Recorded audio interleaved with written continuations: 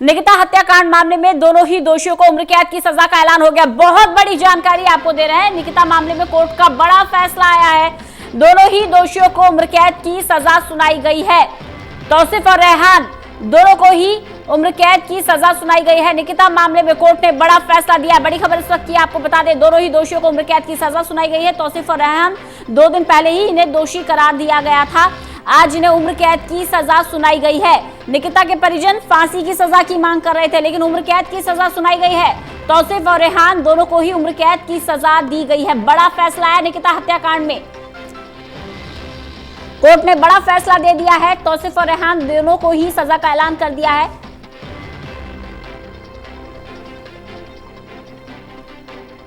बड़ी जानकारी इस वक्त की आपको दे रहे हैं। निकिता हत्याकांड मामले में कोर्ट का बड़ा फैसला। तो कोर्ट का फैसला आ गया है। दोषी करार दिए जा चुके तौसीफ और रेहान को उम्र कैद की सजा सुनाई है। एडिशनल डिस्ट्रिक्ट सेशन जज सरताज बासवाना ने यह फैसला दिया है।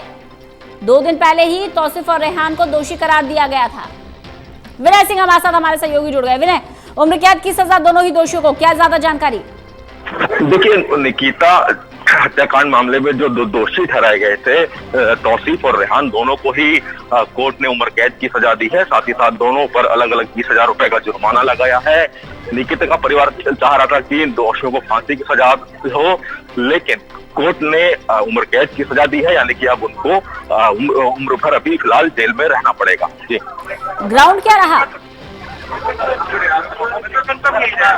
विनय, उम्र कैद की सजा देने का ग्राउंड क्या रहा?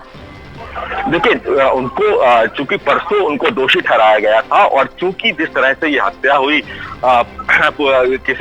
आपको बता दूं कि लगभग 5 महीने पहले ही 26 अक्टूबर 2020 को बल्लभगढ़ का जो कॉलेज है उसके बाहर निकिता को इन दोषियों ने गोली मार दी थी। तौसीफ जो है मुख्य दोषी है जिसने गोली मारी थी, और कोर्ट ने इसको एक संगीन मामला पाया। संगीन जिस तरह से आरोप लगाए गए इन पे कि ये लगातार इससे पहले भी किडनैपिंग कर चुके हैं 2018 में, उसके बाद ये 2020 में फिर ये मामला आया सामने, तो कोर्ट ने इसको काफी संगीन मामला माना है। हालांकि परिवार लगातार निकिता का चाहता फांसी हो, लेकिन उम्र कैद की सजा दी है।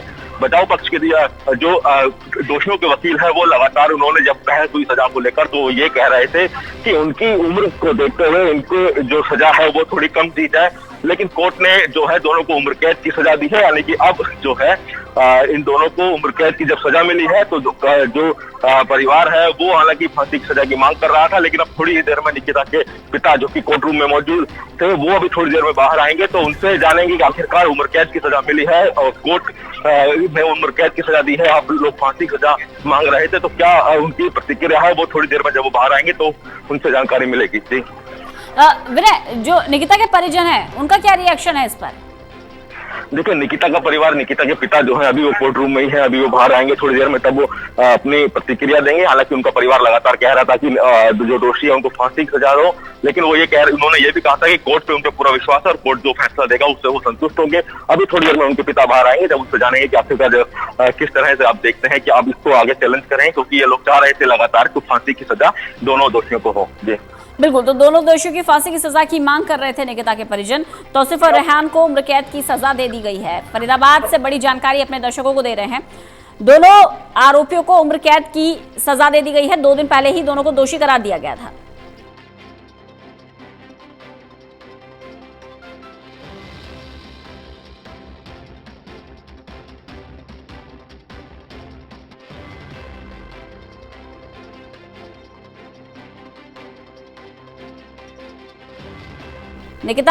निकिता के परिजन दोनों ही दोषियों की फांसी की सजा की मांग कर रहे थे।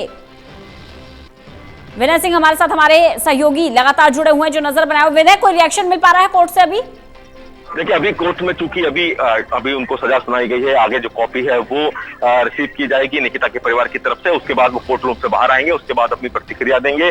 उनके साथ उनके वकील भी होंगे, वो भी अपनी प्रतिक्रिया देंगे, लेकिन अभी इसमें थोड़ा समय लगेगा, क्योंकि अभी वो चूंकि कोर्ट ने अभी सजा सुनाई है दोनों दोषियों को, उसके बाद जो प्रोसीडिंग है, जो कागजी कार्रवाई है वो होगी, उसकी कॉपी हो सकता है कि निकिता के परिवार उसकी कॉपी का इंतजार कर रहा हो, तो इसलिए थोड़ा समय लग रहा है। और अभी जब उनका परिवार, जब उनके पिता, चूंकि उनके पिता ही लगातार इस सुनवाई में आते रहे हैं। परसों जब इन दोनों को आरोपियों को दोषी ठहराया था तब भी उनके पिता यहाँ मौजूद थे, आज भी उनके पिता मौजूद है। तो अब वो थोड़ी देर में जब बाहर आएंगे तो अपनी प्रतिक्रिया देंगे, क्योंकि वो लगातार फांसी की मांग कर रहे थे। अब देखना है कि उन्होंने ये भी कहा था कि वो कोर्ट का फैसला, जो भी कोर्ट फैसला देगा वो संतुष्ट रहेंगे। कोर्ट को उन्हें पूरा विश्वास। अब देखना है कि वो किस तरह की प्रतिक्रिया बाहर आकर देते हैं। विनय, एक बार हम चाहेंगे आप हमारे दर्शकों को इस पूरे मामले का बैकग्राउंड बताएं। देखिए, अगर बैकग्राउंड की बात की जाए तो आज से लगभग ठीक 5 महीने पहले चूंकि 26 मार्च है और 26 अक्टूबर को ये घटना हुई थी। 26 अक्टूबर 2020 को जब निकिता अपना एग्जाम देकर बल्लभ गढ़ का अग्रवाल कॉलेज है वहां से बाहर निकल रही थी, तो तौसीफ और जो दूसरा दोषी है रेहान पहले से ही वहां पे मौजूद थे। तौसीफ जो है निकिता को पहले से जानता था। निकिता की ये कहा जाता है कि निकिता के साथ स्कूल में पढ़ता था।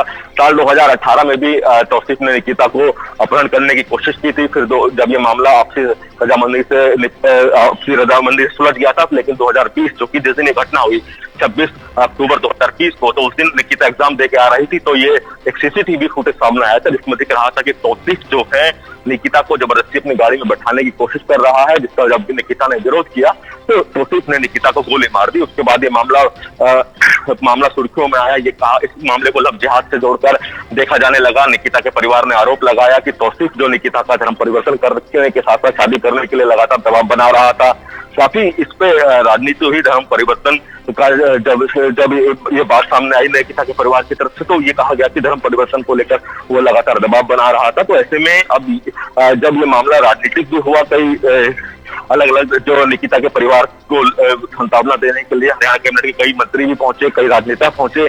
उसके बाद हरियाणा के जो गृह मंत्री है अनिल विज, उन्होंने कहा कि यह पूरे मामले की सुनवाई फास्ट ट्रैक में होगी ताकि जल्द से जल्द निकिता को इंसाफ मिल रहे। लगातार इसकी जो ये कहा सकता है कि 3 महीने से ऊपर फास्ट ट्रैक में रोज इसकी सुनवाई हुई। हर हफ्ते कम से कम 2 से 3 यहाँ पे डेट हुई, सुनवाई हुई, जिसके बाद इस मामले में परसों 3 में से 2 आरोपियों को दोषी करार दिया गया, क्योंकि एक जो तीसरा जो अन्य आरोपी है अजरू जिसका नाम है, उसको बरी कर दिया गया, क्योंकि उसको पे ये कहा गया कि असला सप्लाई करने का आरोप था कि रेहान तौसीफ को जो बंदूक थी वो अजरू ने दी थी, लेकिन कोर्ट ने उसको बरी कर दिया। लेकिन जो तौसीफ और जो रेहान है उनको दोषी करार दिया और आज की डेट में कोशिश की थी कि इनको सजा का ऐलान होगा, और अभी से थोड़ी देर पहले ही कोर्ट ने दोनों को उम्र कैद की सजा दी है। जी चलिए, बहुत बहुत शुक्रिया विनय इस तमाम जानकारी के लिए।